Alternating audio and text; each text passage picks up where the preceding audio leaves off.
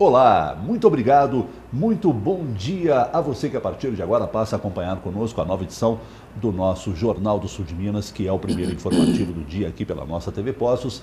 Nós estamos ao vivo pela TV aberta, também pela Sky e já nas redes sociais, bastando você acessar o facebook.com/Jornal do Sul de Minas para acompanhar a edição de agora, tanto no seu smartphone quanto no seu notebook, mais do que acompanhar e interagir conosco. Esta interação também pode ser feita através do 3721-6955 ou pelo meu WhatsApp particular, que é o 99137-9649. 99137-9649. 99137-9649.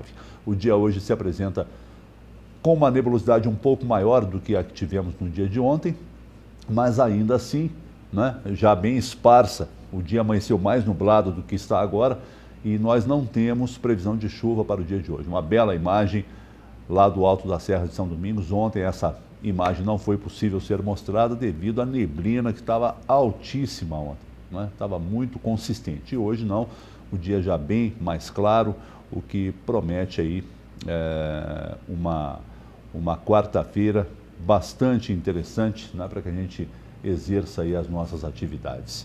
E também os jornais locais hoje trazem manchetes distintas nas suas capas. Primeiramente, o Jornal da Cidade: residências de pacientes de dengue são alvo de um mini mutirão.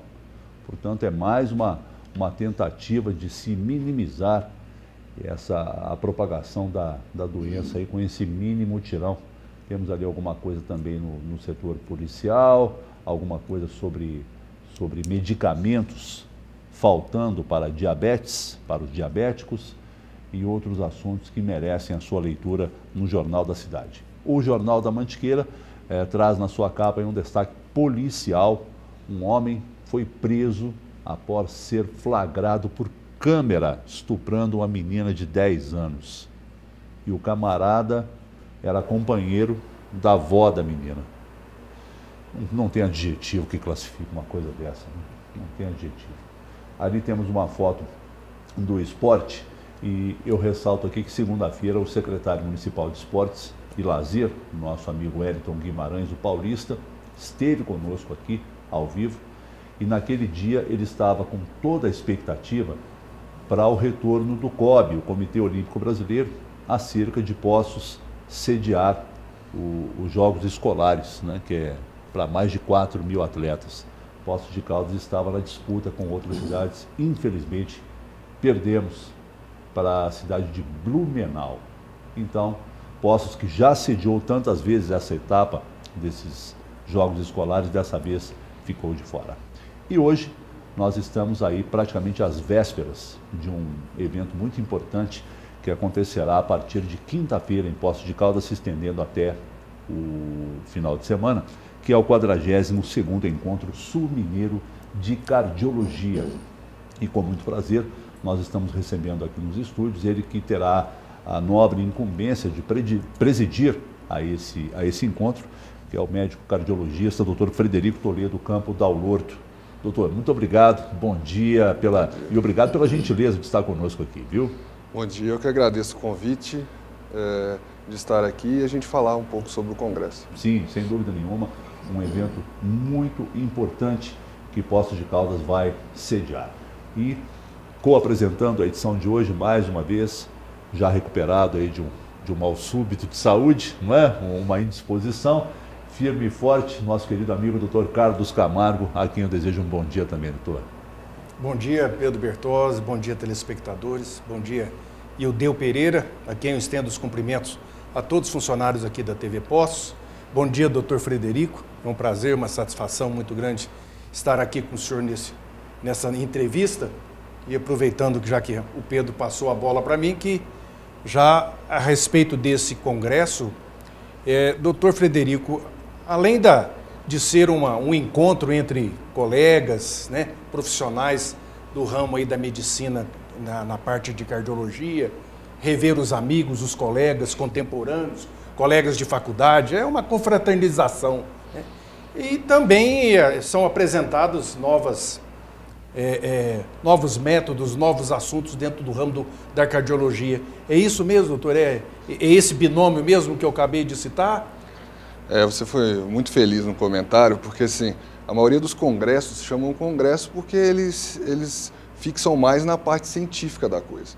Aqui no sul de Minas a gente nunca deixou mudar o nome, por isso que é Encontro Sul Mineiro, porque ele é muito mais que um congresso, é um momento de confraternização, de rever os amigos, de trazer pessoas de fora que vão trazer conhecimento para a nossa região, atualização. Então ele é muito importante. E assim, é um evento da cardiologia, né? Mas ele é uma coisa mais ampla. Então, por exemplo, durante o evento nós vamos discutir regiões de fronteira também na medicina. Especialidades onde o cardiologista está sempre em contato, como a neurologia, como a oncologia, porque os pacientes oncológicos fazem muita cardiotoxicidade pelo quimioterápico, então tem cardiotoxicidade pela droga, então vai ser discutido isso também. E vai ter a parte multidisciplinar também, que é no sábado, onde o pessoal da enfermagem, da psicologia, da assistência social, da odontologia também vão participar. Então ele não é um congresso exclusivamente médico para cardiologista, ele vai ser mais amplo que isso. Eu, pelo menos desde que me conheço por gente, doutor, escuto esta máxima de que as intercorrências cardíacas são uma das principais causas de morte, não só no Brasil, como no mundo. Esse quadro não muda, doutor, ainda que tenhamos um avanço significativo, né, dos tratamentos cardiológicos? Na verdade é o seguinte, isso é um fato, né? A doença cardiovascular é a que mais mata no mundo. Tem alguns fatores nisso. Hoje em dia a mortalidade ela é bem menor do que já foi um dia. Mas nós temos uma coisa que é boa, que é o envelhecimento da população. Então a população hoje vive mais do que vivia antes. Sim. Então as doenças crônicas se tornam mais frequentes e, consequentemente, elas desencadeiam doenças aterotrombóticas, quer dizer, a doença da plaquinha de gordura lá, que o povo diz, que por algum motivo ela instabiliza e forma um coágulo. Isso pode acontecer no coração e dar um infarto, pode acontecer no cérebro e dar um acidente vascular encefálico, né, que o pessoal chama de derrame.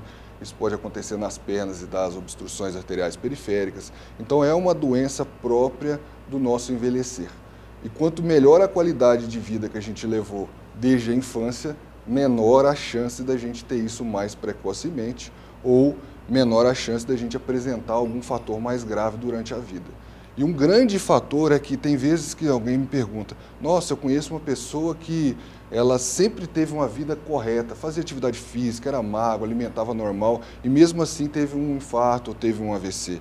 Mas pode ter certeza que essa pessoa vai ter e a recuperação dele vai ser muito superior àquele que não faz a coisa adequadamente. Então você tem dois motivos para fazer a coisa certa, diminuir a probabilidade de ter, e se você tiver um evento, a chance de você se sair bem dele seja maior. Eu acho que eu me encaixo dentro desse quadro aí que o doutor mencionou, porque muitas pessoas me perguntam, puxa vida, mas você infartou, magro, caminhava, e de fato é verdade.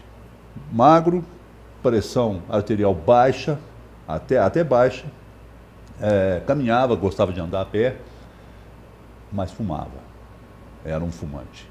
E infartei assim, sem aviso prévio, né? Então acho que eu sou um belo exemplo disso, né? Sou um belo exemplo disso que quem vê cara literalmente não vê coração. É mais ou menos isso, né, doutor? É isso aí. Então, assim, e geralmente os fatores para isso acontecer, né, ter um infarto, eles têm fatores que são modificáveis, né? Então, assim, se eu não fumar é melhor, minha chance de ter um evento é menor. Se eu como alimento adequadamente, faço atividade física, se meu peso é normal, se eu controlo minha pressão, se eu controlo meu diabetes, se eu controlo meu colesterol, minha chance é menor. Só que existem fatores também que a gente não tem como modificar. Então, o histórico familiar da gente, por exemplo, a gente nunca vai mudar. A gente não vai trocar o nosso pai e nossa mãe. Então, aquele fator genético que a gente carrega, esse a gente não tem como modificar, a gente tem que simplesmente vigiar um pouquinho melhor. Mas esse fator, doutor Frederico, ele é um fator genético é tão determinante assim? Resumidamente falando, então se o meu pai teve infarto, eu, filho, sou um grande propenso a ter infarto, é assim que funciona? Ou o avô morreu de infarto, necessariamente, ou o neto também poderá ter infarto? É tão genético assim? Isso aí é uma ótima pergunta, porque assim, isso é mais ou menos assim, mas não é bem. Então assim, por exemplo, meu avô pode ter tido infarto, mas porque ele fumava, comia tudo errado, fazia as coisas erradas. Então não era bem um fator genético, era um fator mais social. Então o que é um fator genético que a gente fala só? Esse tem um fator de risco genético importante para ter coronariopatia grave, ter um infarto. É principalmente homem que apresentou infarto com menos de 45 anos e mulher que apresentou infarto menos de 55 anos. Então, essas pessoas que têm alguém na família que teve infarto com essas idades ou inferior a isso, esses têm que ficar mais atentos com o fator genético. O encontro, e eu acho, o doutor já explicou o porquê de não ser um congresso, né, um encontro que muda realmente toda a concepção do evento. O encontro vai ter para os participantes cerca de 60 palestras e simpósios. É um número bastante expressivo para 3 dias, hein, doutor? Sim, é porque, na verdade, assim, a área cardiológica ela é muito ampla, né? E a gente tem várias zonas de fronteira, como eu citei, neurologia, nefrologia, oncologia, e fora as atualizações que acontecem na cardiologia. A cardiologia talvez seja a área médica onde se tem mais atualizações diárias, vamos dizer assim. Se for pegar tudo para você ler que saiu de recente em cardiologia, é muita coisa. Eu acho que na medicina isso é um fato e na cardiologia mais ainda. Então nós vivemos de uma ciência em transformação contínua, né? Então nós somos a ciência das verdades transitórias. Hoje uma coisa é verdade, talvez amanhã alguém prove que aquilo não é tão verdade assim.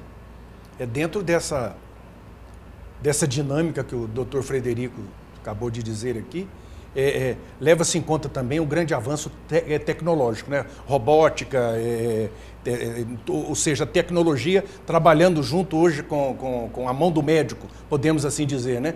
E todo o sistema de informática, isso também é um assunto a ser tratado, né, nesse encontro? Sim. Então, assim, as coisas têm mudado e mudado rapidamente muito. Vou dar um exemplo do que o senhor falou agora. Por exemplo, no último congresso que aconteceu há uns 15 dias atrás, que é o American College of Cardiology, o congresso americano de cardiologia, hoje em dia, por exemplo, a troca valvar, né, a válvula aórtica, ela é trocada geralmente por cirurgia. Você abre o peito, coloca uma válvula nova. Tem uma técnica nova que ela é implante percutâneo, quer dizer, a gente entra por uma artéria da virilha e coloca uma prótese no coração.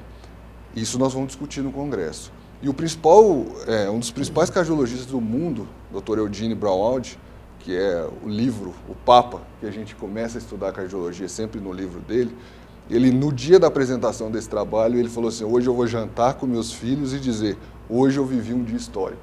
Então, quer dizer, nós estamos evoluindo tanto que a coisa está começando a ser extremamente capacitada no ponto de vista de resolução e com uma técnica cada vez menos invasiva, o que é interessante para a recuperação do paciente.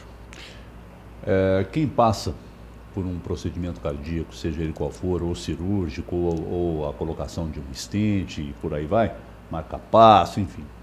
Ele é um paciente que pode dizer depois da fase de recuperação pós-operatória, eu tenho uma vida normal, ou nunca mais é uma vida normal? Na verdade, isso aí é uma ótima pergunta também. Na verdade, é o seguinte, tudo que a gente quer quando a gente trata uma pessoa é devolver ele para a vida normal dele.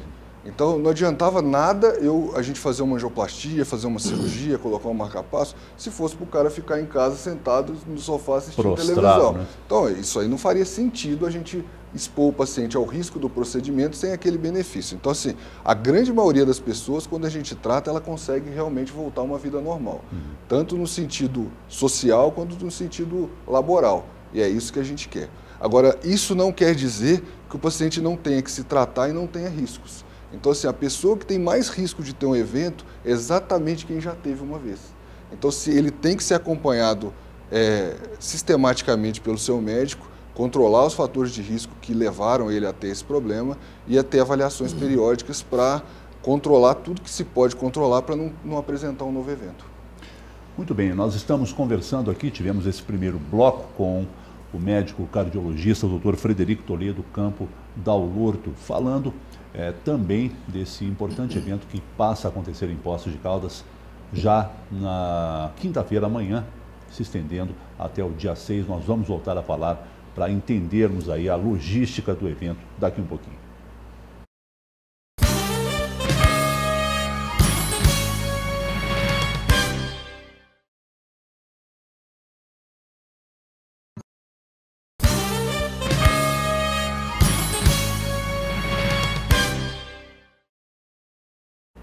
Muito bem, estamos de volta com a edição de hoje do nosso Jornal do Sul de Minas, o primeiro informativo do dia aqui pela nossa TV Poços, quando, com muita satisfação, estamos recebendo ele que preside o 40º Encontro Sul Mineiro de Cardiologia, a começar em Poços de Caldas, Dr. Frederico Toledo. Doutor, nomes expressivos da cardiologia, até extra sul de Minas, estarão presentes aqui no evento, né? Sim. Vão ter vários médicos de São Paulo, Belo Horizonte, São José do Rio Preto. Então, assim, a gente vai ter os principais cardiologistas do Brasil hoje estarão aqui com a gente. Quem que estabelece digamos, a pauta de cada encontro? Na verdade, a comissão organizadora, né? Então, assim, a comissão organizadora desse ano que eu presidi era o Ricardo Bergo, que trabalha comigo lá, o doutor Eduardo Januzzi também, o doutor Samir. Então, assim, a gente senta, cria uma diretriz do que é o mais atual a ser discutido, não esquecendo de debater os assuntos básicos também, porque tem gente que precisa entender o básico também, porque o congresso, como eu disse, ele não é simplesmente para o cardiologista. Então, assim, deveria todo emergencista, todo médico que trabalha na atenção, na urgência, UPAs, pronto-socorros, deveriam comparecer, porque é um congresso que vai atualizá-los em muitos temas importantes, como falta de ar no pronto-socorro, dor no peito no pronto-socorro, que é talvez a principal causa de procura a um pronto-socorro, que é a dor torácica, a dor no peito, né? Doutor, dentro desse ping-pong que nós estamos fazendo aqui, de falar do encontro e de assuntos relacionados a problemas cardiológicos,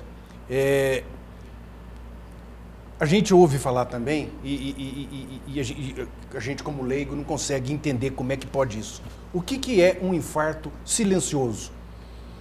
Na verdade, é o seguinte, o infarto silencioso é um infarto como outro qualquer, mas a pessoa não apresenta sintomas, ou apresenta sintomas diferentes da dor no peito.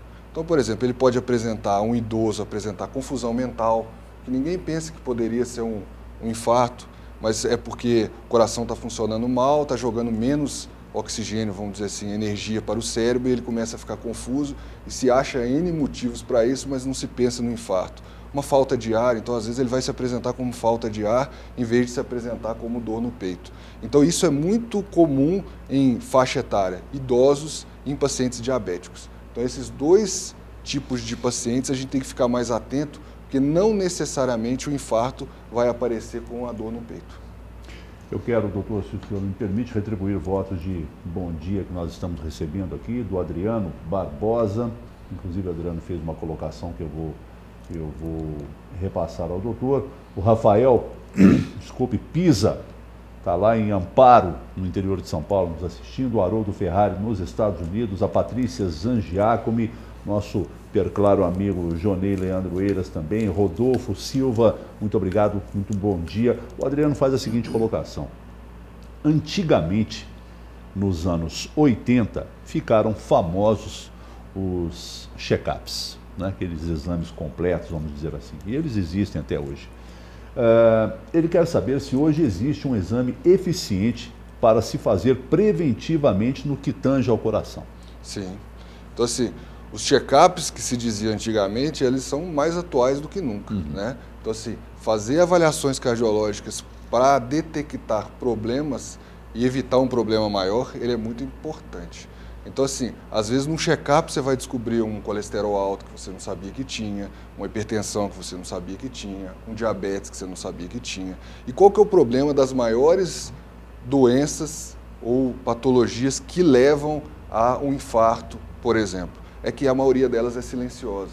Então, muitas vezes, quando o paciente tem um infarto, é que ele vai descobrir que ele estava com colesterol alto, que ele estava com a pressão alta, que ele estava diabético. Então, ele não fazia avaliação nenhuma.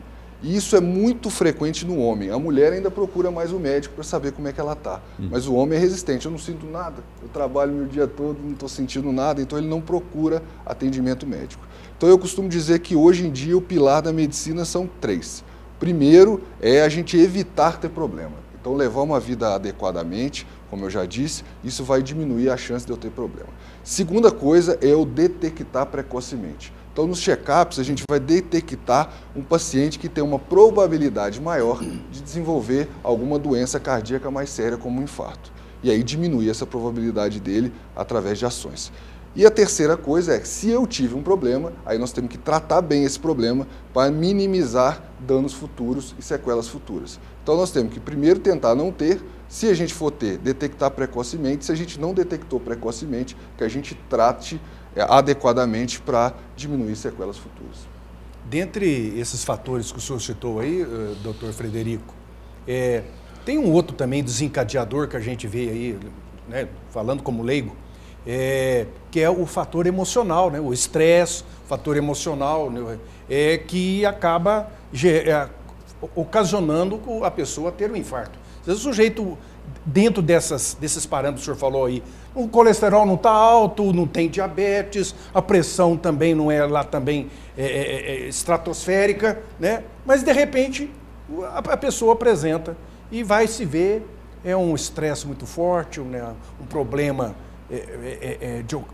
de ordem sentimental, familiar, assunto que não está praticamente no físico, mas no mental, no psicológico. Isso é muito importante, porque assim, às vezes a gente imagina que os fatores são todos detectáveis e fáceis de serem consertados, né? Então como é que você fala para o paciente que tem um trabalho muito estressante, que ele tem que largar o trabalho dele porque ele não pode se estressar para não ter doença cardiológica? E o segundo ponto é o seguinte, hoje a gente tem uma vida muito mais estressante que os nossos avós tiveram.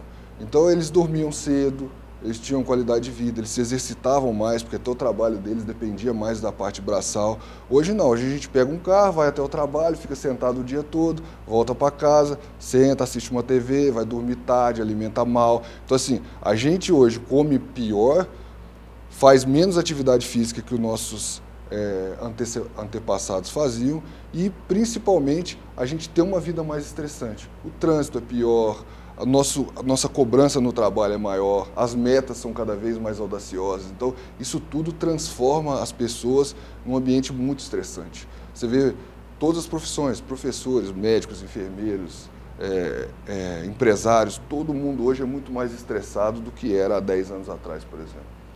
Eu tenho uma questão aqui, doutor Frederico, que chegou pelo 37216955. Você também pode participar conosco, tanto por esse número de telefone fixo, quanto pelo meu WhatsApp, que é o 991379649. Está aí na tela para você, 991379649.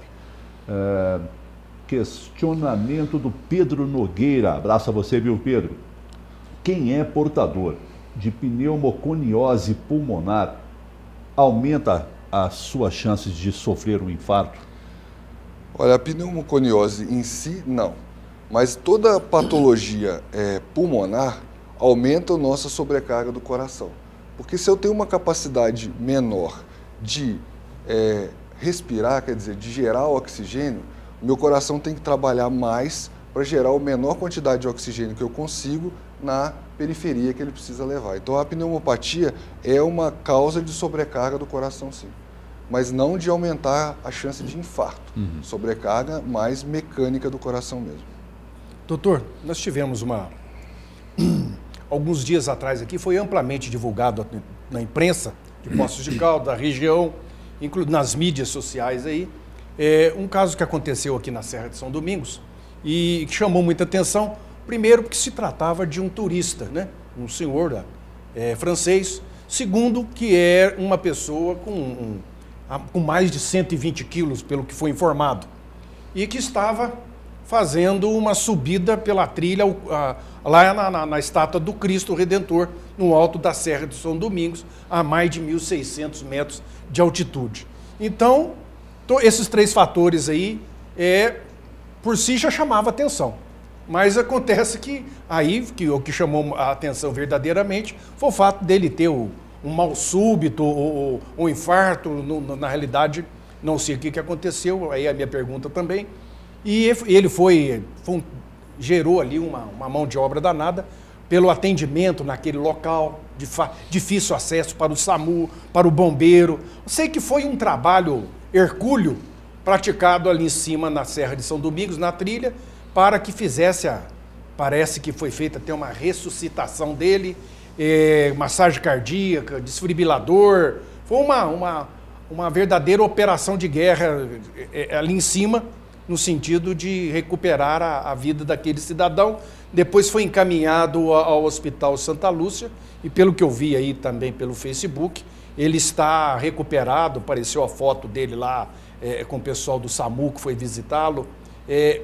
O que o senhor tem a nos dizer sobre esse fato em si, e para que ele sirva também de alerta ou de qualquer outra coisa para nós outros, né, doutor? Isso. Eu acho que tem alguns itens dessa pergunta que são importantes a gente debater. Primeiro é fazer atividade física, às vezes, sem estar preparado. Então, assim, se eu vou começar a fazer uma atividade física, principalmente uma atividade física mais intensa, então uma subida importante como é do Cristo, você tem que fazer um condicionamento, um pré-condicionamento para você ter capacidade de subir. Segunda coisa, às vezes a gente já tem alguma lesão coronária, que quando eu faço um esforço muito intenso, essa lesão pode começar a me trazer problemas que não teria se eu tivesse em repouso. Então, vou dar um exemplo, eu tenho uma obstrução de 80%, que eu sentadinho aqui não vou sentir nada, mas se eu fizer uma atividade intensa, os 80% vão fazer falta, porque só 20% não vai dar conta quando o coração tiver que fazer mais força para contrair e contrair mais vezes por minuto. Terceira coisa, entra na avaliação precoce. Então, se a gente faz uma avaliação, talvez a gente consiga detectar isso mais precocemente, mas chegando no caso dele, o mais importante quando a gente tem um evento grave é tempo. O tempo é fundamental para essa recuperação. Então, assim, apesar de o mal súbito dele ter sido num local de difícil acesso, o SAMU conseguiu chegar adequadamente, fez o que tinha que ter sido feito, estabilizou o suficiente para levá-lo até o hospital. No hospital chegou, fez os exames, detectou-se o problema, tratou-se o problema e aí conseguiu se recuperar. A grande maioria das pessoas não tem a chance que o francês teve. Então, muitas pessoas começam com mal-estar, às vezes até com uma dor no peito, e aí fica em casa. Não, daqui a pouco deve passar.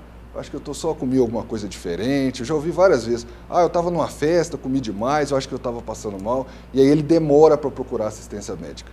Isso aumenta a chance dele morrer, porque ele pode ter uma parada cardiorrespiratória e não ter uma assistência tão rápida. Segunda coisa, ele aumenta a chance de sequela no coração. Porque, como a gente estava conversando aqui, se eu tenho um infarto e eu sou tratado rapidamente, eu tenho uma recuperação praticamente completa do coração.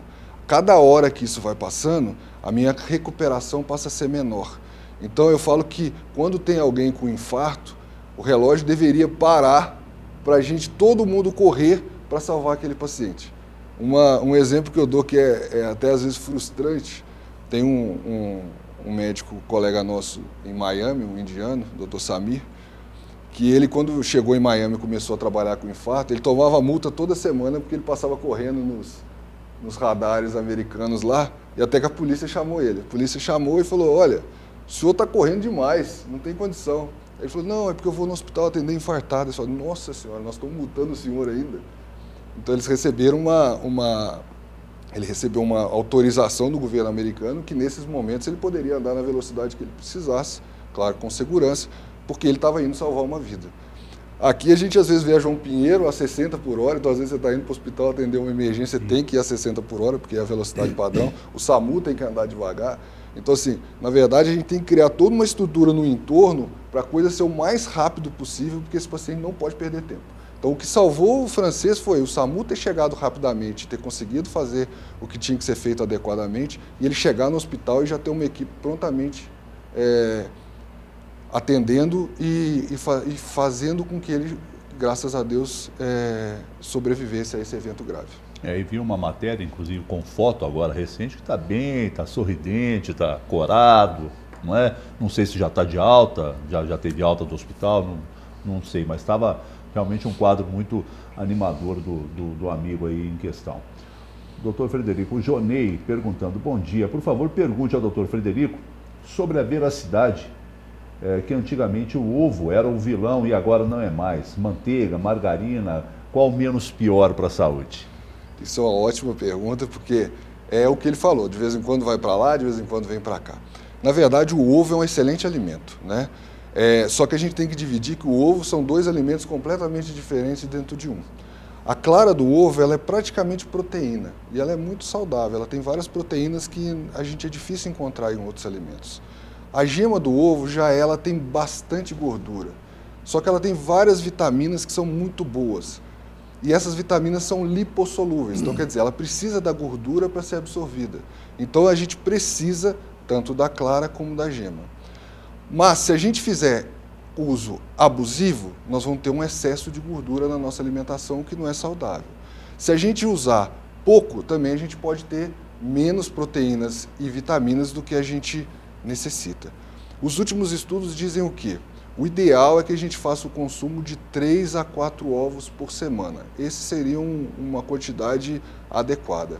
Se você costuma usar mais quantidade, aí o ideal é que você use mais claras do que gemas, visto que a clara tem mais proteína e é menos problemático do que a gema em si. Ok, nós temos mais um breve intervalo chegando. Reforço o convite para que você permaneça conosco, porque estamos falando de um assunto. Na verdade, nós temos 2 assuntos no mesmo programa, como disse o Dr. Carlos. Nós estamos falando do Encontro Sul-Mineiro de Cardiologia e também falando um pouco da cardiologia propriamente dita com o Dr. Frederico. Voltamos daqui um pouquinho.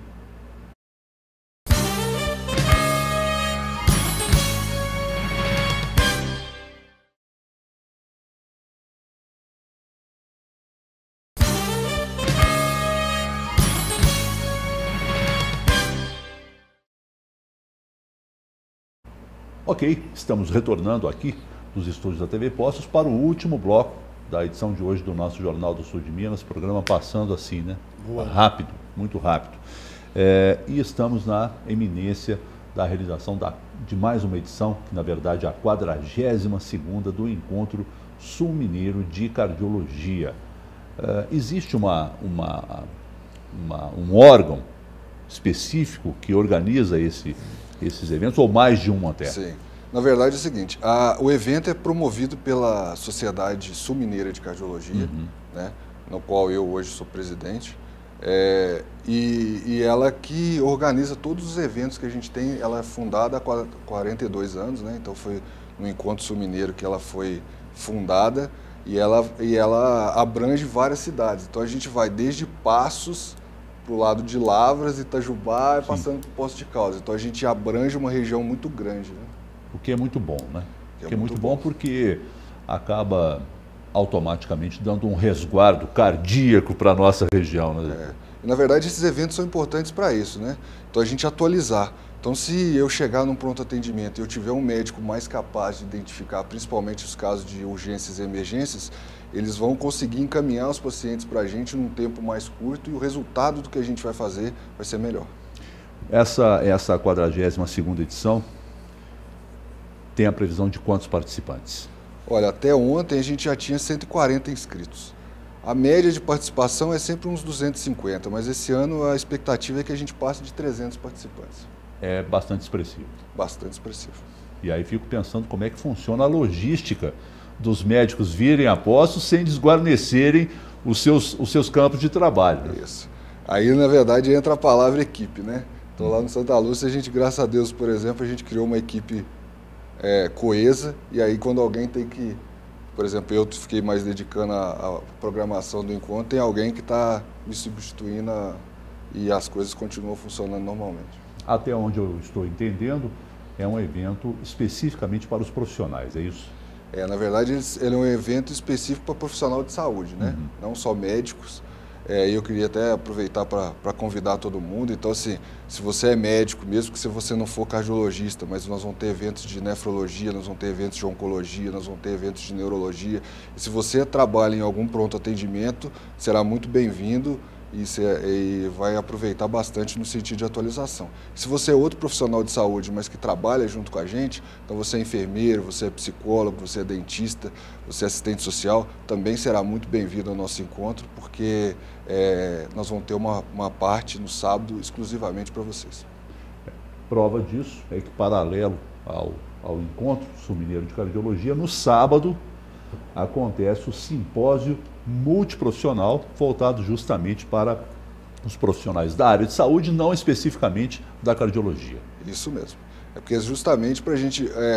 uma equipe se forma com todos os profissionais, né? Então, assim, quem vai lá no Hospital Santa Lúcia e é atendido, ele não é atendido exclusivamente pelo médico, ele tem uma equipe de enfermeiros muito capacitados, pessoal da assistência social, pessoal da bioquímica, o pessoal da fisioterapia. Então, é uma coisa mais ampla e é isso que a gente precisa fortalecer cada vez mais.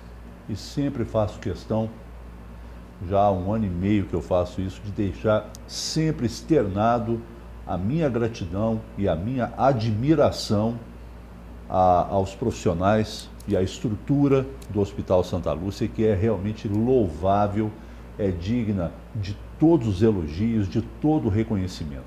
Portanto, sempre que o nome do hospital é mencionado em qualquer situação, eu faço questão absoluta de continuar, pelos dias que me restam aí, agradecido ao Hospital Santa Lúcia e à equipe que me acolheu de uma maneira assim extremamente carinhosa, extremamente profissional, né? Eu faço questão absoluta disso na sua pessoa. Sempre farei isso, né, doutor Carlos? A gente precisa ser grato na vida. Exatamente. E a gratidão nos faz seres humanos. Inclusive, é notório, né? É público e notório o reconhecimento da sociedade de Poços de Caldas, de toda a região, da circunvizinhança que utiliza, né, o Santa Lúcia como num todo, não só na área de cardiologia, né? Mas o atendimento que é feito lá, a prestação de serviço que é feito. Então, esse agradecimento que você está fazendo aí. Eu também já fui paciente lá por algumas vezes, também fui muito bem atendido e o carinho que eles têm, a maneira como eles recebem as pessoas, porque dentro do atual quadro de governo que nós temos, o Santa Lúcia, ele atende pelo Ipseng e não recebe, atende pelo SUS, não recebe, atende por um outro lado, também não recebe. Então, enquanto aí pelo Brasil afora a gente está vendo hospitais fechando as portas, ou então fechando atendimento, o público não vou atender mais porque o SUS não repassou verba. O outro plano de saúde não pagou. E não vai atendendo.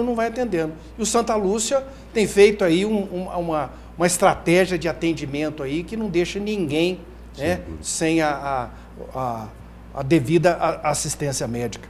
Eu quero fazer uma pergunta aqui ao doutor, dentro daquela última que eu tinha feito, do caso aí do francês, que ficou famoso.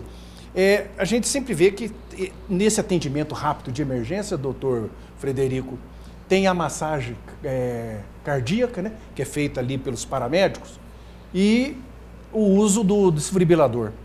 E eu tenho visto assim, que a força que eles fazem, né, ali na região torácica, e depois com o uso, não sei quantas vezes que usa aquele aparelho desfibrilador, ou seja, fazer o ressuscitamento, o coração voltar às suas atividades. E isso aí, em contrapartida, também não pode desencadear outra coisa. Por exemplo, no caso do desfibrilador, que é energia, não pode ocasionar uma queimadura no músculo, no coração, no órgão, ou o próprio costela quebrada, edema no pulmão. Não pode isso também acontecer. E acaba até, ou seja, resolve-se o problema do cardíaco e arruma mais um outro problema, que seria excesso de energia no coração, com queimadura, ou de uma fratura de costela, perfuração de pulmão, ou seja, uma outra sequela. Na verdade, assim, a gente só faz esse tipo de procedimento, né, compressão torácica, né, e desfibrilação, se o paciente está morto. Na verdade, ele está em parada cardiorrespiratória, que se a gente não fizer nada, ele não vai retornar à vida e aí ele está morto mesmo. Então, assim, existem procedimentos que têm o seu risco, mas são necessários porque ele não tem coração funcionante naquele momento. Então, existem várias causas de parada cardiorrespiratória e vários modelos de parada. Quando a gente tem que usar o desfibrilador, é quando a gente tem uma atividade elétrica no coração, mas essa atividade elétrica é desorganizada. Então, em vez do coração estar contraindo normalmente, ele fica fibrilando, ou uma taquicardia ventricular que a gente fala. Então, ele tem atividade elétrica, mas ele não tem atividade mecânica. Então, ele não gera pulso, consequentemente, o cérebro não está sendo irrigado e todos os órgãos não estão sendo irrigados. Para que você faz uma desfibrilação? Por que você dá um choque? É exatamente para você tentar parar esse estímulo que está incorreto, é como se fosse um reset no computador, você dá uma parada naquilo para ver se no próximo ele volta a assumir o ritmo normal dele. Então, se ele reassumir o ritmo normal, o coração pode voltar a ter atividade mecânica e aí a gente conseguir parar as compressões torácicas, identificar a causa da parada cardiorrespiratória, por exemplo, se for um infarto, levar e fazer a desobstrução da artéria, porque é isso que vai fazer o coração tender a não ter nova parada cardiorrespiratória. Via de regra, com bons resultados? Olha, a parada cardiorrespiratória, o resultado é muito ruim. É ruim. Principalmente no ambiente extra-hospitalar, assim, né? Então, assim, a grande maioria das pessoas morre e muitas vezes morre antes de chegar no hospital. Então, assim, um paciente que teve uma parada cardiorrespiratória, a mortalidade dele é muito alta, chega a 80%. Então, assim, a recuperação, então, vocês falam, o exemplo do francês é emblemático, porque o exemplo é complexo mesmo. Então, assim, você ter uma parada cardiorrespiratória, um infarto grave e sobreviver a isso, e sobreviver até certo ponto bem, é uma coisa que depende de um trabalho ter sido muito bem realizado desde o atendimento inicial do SAMU até o resultado final dele ter alta do hospital. Eu me lembro, doutor, e novamente eu trago o assunto para o meu exemplo, que acaba ficando mais latente. Eu não tive essa ocorrência desses sintomas que a gente ouve falar. Dor intensa no peito, braço doendo, não tive isso. Eu tive um mal-estar, como se eu tivesse comido muito. Não vou negar que tive dor mais à frente. E me lembro que comentei depois do procedimento, depois da alta hospitalar, me lembro que comentei com o Dr. Ricardo Bergo, a quem eu envio um grande abraço, né, o cardiologista. Eu disse a ele, eu falei, Ricardo, eu não tive essa dor intensa. Eu tive uma dor, mas ele falou assim, mas a dor ia ficar intensa. É que o socorro chegou antes. Você ia ter uma dor intensa. E de fato não tive mesmo. Tive uma dor, um incômodo, doía. Mas nada que me fizesse, e realmente é isso. E na verdade é o seguinte, hoje a gente sabe que até quando vai se ter infarto, e você conversa com as pessoas que tiveram infarto, umas 2 semanas antes a pessoa já começa a não se sentir tão bem. Eles acreditam que isso seja sinal de que aquela plaquinha de gordura já está instabilizando. Então, às vezes a pessoa está com mal-estar, ela acha que ela está estranha, mas se fizer qualquer exame ainda não vai ser identificado. E naquele dia do infarto, é isso aí que você falou. Às vezes eu começo com mal-estar, fico meio nauseado, né, com vontade de vomitar, às vezes eu sou um pouquinho frio e começa uma dorzinha no peito. Aí, como a dorzinha é discreta inicialmente, você fala, isso não é nada sério, eu vou ficar em casa esperando. Eu costumo dizer assim, dor no peito, seu lugar é num pronto atendimento. Não tenha dúvida disso, porque é melhor você chegar lá e o médico falar assim, olha, não é nada, você pode ir embora para casa, tá tudo não tranquilo. Vai pagar mico, né? Isso, do que você chegar e ficar em casa esperando, e aí você pode ter uma parada cardiorrespiratória e não ter chance de chegar ao hospital. Exatamente. Ou chegar no hospital muito tardiamente, onde a sua recuperação vai ser pior. Então, assim, teve dor no peito, eu falo assim, hoje em dia, por volta de 12% dos atendimentos em pronto atendimento é por dor no peito. E essa dor no peito, a maioria não vão ser síndromes coronariana aguda, não vão ser angina, não vão ser infarto. Mas é melhor que ele esteja lá, porque aquela porcentagem de pessoas que chega a uns 30% que tem síndrome coronariana aguda, esses vão ter a chance de ser salvos e ter sequela muito menor do que você ficar em casa esperando ver se aquilo vai melhorar. Doutor Frederico, os sintomas no homem e na mulher são idênticos ou existe uma diferença aí? Essa é uma ótima pergunta, existe uma grande diferença. Na verdade, se um homem, ele tem, e até porque a maior parte dos estudos que a gente tem em medicina, elas foram feitos muito mais em homens do que em mulheres. Então, assim, esses sintomas clássicos, dor no peito, irradia para os meus braços, essas coisas é muito mais frequente no homem do que na mulher. A mulher, ela às vezes apresenta umas dores que não são tão típicas de infarto. E é por isso que eu não sei se a dor é de infarto ou não é. É melhor eu estar lá, porque o médico vai avaliar e falar, não, isso era um infarto ou isso não é um infarto, você pode ir embora para casa, tomar um analgésico, vai ficar tudo bem. Mas a dor na mulher realmente ela é diferente. A mulher a síndrome coronariana aguda, né, que é o infarto e a angina na mulher, é um capítulo à parte, porque realmente muitas vezes ela se apresenta de forma diferente. Doutora, a pessoa foi atendida a tempo, foi socorrida, passou o período que tinha que passar no hospital, teve alta e vida que segue. Aí entram os medicamentos. Isso é para o resto da vida? Para o resto da vida. acontece, ó, tem algumas medicações que elas são temporárias. Quer dizer, eu vou usar por 1 ano, vou usar por 6 meses, vou usar por 3 anos, depende do tipo de remédio. Mas algumas medicações, elas são para sempre. Exemplo disso, às vezes quando eu vou dar aula, eu ponho até o exemplo dos Beatles, ponho os 4 lá, porque tem 4 remedinhos que provavelmente, se a gente já teve infarto, a gente vai usar para sempre. Que são aspirina ou algum antiagregante plaquetário, que ela faz o quê? Ela evita a formação de novo trombo, uma nova obstrução. Algum remédio para controlar o colesterol e as plaquinhas de gordura, que são as estatinas, que as potentes são melhores, essa também a gente vai ter que tomar o resto da vida. Por quê? Porque a gente já provou que a gente tem plaquinhas de gordura e essas plaquinhas podem gerar eventos. E os outros 2, que provavelmente a gente vai usar, que é o beta-bloqueador, que ele faz o quê? Ele diminui o gasto de energia do coração, então ele faz o coração bater mais devagar, consequentemente ele vai gastar menos energia. E o inibidor da ECA ou UMBRA, que ele faz simplesmente o coração que sofreu aquela injúria, ele não ter piora da função ventricular ao longo dos anos. Então, assim, a gente usa remédios que não são para tratar o problema necessariamente. Muitas vezes eles são para evitar que um novo problema apareça.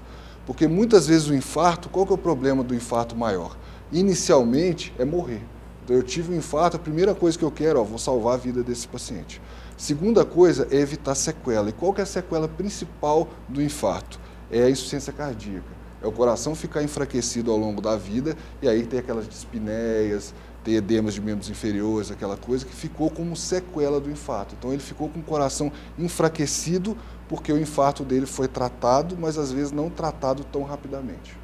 A reincidência, né, um segundo infarto, ele agrava mais o caso do paciente? Na verdade, o segundo infarto sempre é um evento mais grave porque é um infarto em cima de um coração que já teve uma injúria. Já está comprometido. Ele é mais... Por isso que a gente, quando alguém tem um infarto, a gente faz de tudo, usa todas as medicações possíveis para evitar um novo evento.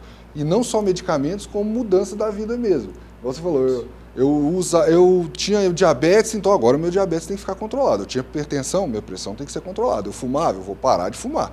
Então, assim, eu tenho que tomar as providências para evitar que esse novo evento aconteça. Porque, como eu disse, o maior fator de risco para eu ter um evento é quem já teve um evento. Então, se eu já tive uma vez, eu tenho que usar todas as medicações e fazer tudo o que eu puder para evitar de acontecer de novo. Nós estamos chegando agora numa época do ano que não é uma época propícia para cardíacos, que é o frio. Não é bom, né, doutor? Na verdade é o seguinte, existe até, assim, estatisticamente, existe um aumento de casos de doenças cardiovasculares no inverno. A dúvida é o que causa esse aumento, né? Porque às vezes tem pessoas que defendem que é o frio, tem pessoas que defendem que a taxa de luminosidade é menor, então no inverno a gente tem menos tempo de luz durante o dia, por isso aumenta as taxas de infecção e de doenças aterotrombóticas, né? As doenças cardiovasculares. Então, assim, existem várias teorias para isso, mas estatisticamente no inverno realmente a gente trabalha mais. O doutor, portanto, a partir de quinta-feira de amanhã, estará presidindo a 42ª edição do Encontro Sul Mineiro de Cardiologia, que acontece no Palace Hotel. No Palace Hotel, segundo a previsão que o doutor Frederico mesmo nos disse, talvez para 300 profissionais da área de saúde, entre cardiologistas e não cardiologistas com outras especificações. O senhor fica na presidência até quando? Na verdade, a eleição para a próxima presidência da sociedade é durante o encontro. Acontece durante o encontro. Ele é anual, doutor? Não, o encontro é anual. A eleição para a presidência da sociedade é de 2 em 2 anos. Eu já sou reeleito, então eu já estou há 4 anos na presidência da sociedade e meu mandato vai até o final do ano. E aí agora a gente vai eleger o novo presidente. Presumo eu que seja uma honraria presidir, não é, a entidade como o senhor preside. Né? É uma honra mesmo. Então, assim, pelos nomes que a gente tem hoje em dia no sul de Minas, de cardiologistas que são muito respeitados até nível nacionalmente, você presidir uma sociedade dessa realmente é uma responsabilidade muito grande. A gente, claro, deseja aí todo sucesso a mais esta edição. Não é a primeira vez que posso cedia o encontro. não é? Na verdade, Poços é a preferida pelos Todo mundo cardiologistas do sul de Minas. Seja aqui. Então a gente geralmente vai um ano para fora, depois tem que voltar para cá, porque eles falam o seguinte: se eu vou em outra cidade, às vezes o cardiologista vai, mas a família não quer ir junto. Em Poços ele traz a família, então os filhos, a mulher adoram, ele pode ir para o congresso sossegado, porque muda o contexto realmente. Né? Eles têm o que fazer na cidade, porque nós temos que agradecer muito a cidade que a gente tem para morar. Doutor Frederico Toledo Campos Dalorto, pronunciei certo o seu sobrenome? Dalorto, isso mesmo. Isso mesmo? Isso mesmo. Seja muito feliz no encontro que se aproxima e que os resultados sejam extremamente animadores para a sua profissão. Tá, joia. Eu queria agradecer mais uma vez o convite e fazer o convite para todos os médicos da região que trabalham no setor de emergência, os outros profissionais de saúde, são todos muito bem-vindos ao nosso encontro. Muito obrigado, viu, doutor? Eu que agradeço. Muito obrigado pela gentileza. Doutor Carlos Camargo, mais uma vez, muitíssimo obrigado, sempre uma participação brilhante dentro das edições do Jornal do Sul de Minas. Eu que agradeço, Pedro Bertozzi, é sempre uma honra o convite. Agradeço ao doutor Frederico, muito obrigado aí pelas explicações, sucesso no encontro de cardiologia e continuidade no sucesso aí na sua carreira, nos seus atendimentos aí a população da nossa cidade, da região e também os nossos agradecimentos pela qualidade de prestação de serviço. Sem dúvida nenhuma. E ainda saliento, não disse no começo do programa e digo agora, dos horários alternativos desta edição, você que não conseguiu acompanhar desde o começo, nós temos às 15 horas esta edição no ar novamente, também às 23 horas e 30 minutos, ainda todo o áudio do programa sendo reproduzido a partir das 15 horas pela MAC Rádio e também, já no comecinho da tarde, a edição chega na íntegra no aplicativo da TV Poços. Se você não tem, baixe o aplicativo que é TV Poços Play e já no início da tarde esta edição também sobe para o aplicativo. A você que esteve conosco, nosso muitíssimo obrigado e o desejo sincero de plenitude e de felicidade para esse seu dia. Até amanhã.